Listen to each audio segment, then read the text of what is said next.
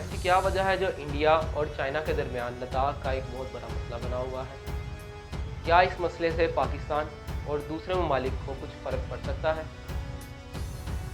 मेरा नाम है हारिस अतार और आप लोग देख रहे हैं अनकवर्ड नॉलेज, जिसमें हम आपको हर एक नॉलेज को अनकवर करके बताएंगे। लद्दाख, जो कि एक सर्द, खुश्क और ऊंचे पहाड़ों वाला एक खूबसूरत तरीन खिता है। जुलाई 1958 चाइना के एक सरकारी माहाना मैगजीन के नक्शे में लद्दाख को चाइना का हिस्सा दिखाया गया, जिसमें दिखाया गया कि एक सड़क जो कि शिनजैंग और लद्दाख को आपस में मिलाती थी।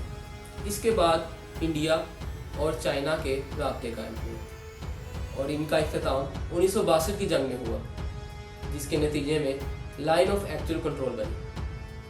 और आज भी इस लद्दाख के इशू की वजह से इंडिया और चाइना के दरमियान छोटी छोटी झड़पें होती रहती हैं। आइए हम आपको बताते हैं मौजूदा सूरत हाल।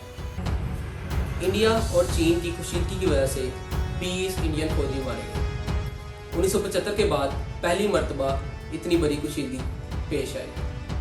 ये उस वक्त का वाक़या है जब 15 जून को भारतीय पेट्रोलियम टीम LAC को क्रॉस करने लगी थी, जिसके तसादम की वजह से इंडियन कमांडर को धक्का लगा और वो दरिया में जा गिरे, जिसकी वजह से दोनों तरफ से सैकड़ों फौजी आपस में लड़ना शुरू हो गए।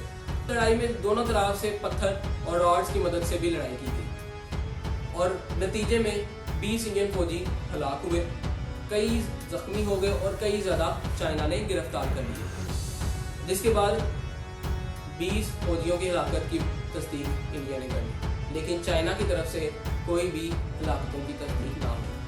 इस हाल का आगाज़ तब हुआ जब चाइना ने LAC पर हज़ारों सिपाही भेजने शुरू कर दिए।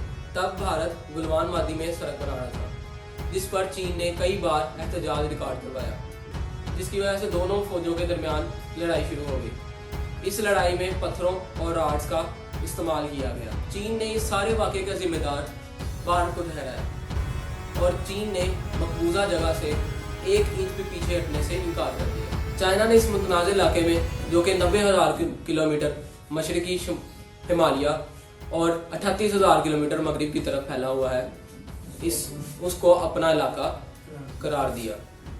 अगर आपको हमारी ये वीडियो पसंद आई और आप आइंदा भी हम इस तरह की वीडियोस देखना चाहते हैं तो हमारे चैनल को सब्सक्राइब करें और बेल आइकन को दबाएं ताकि हर आने वाली वीडियो से आप बाखबर रहें।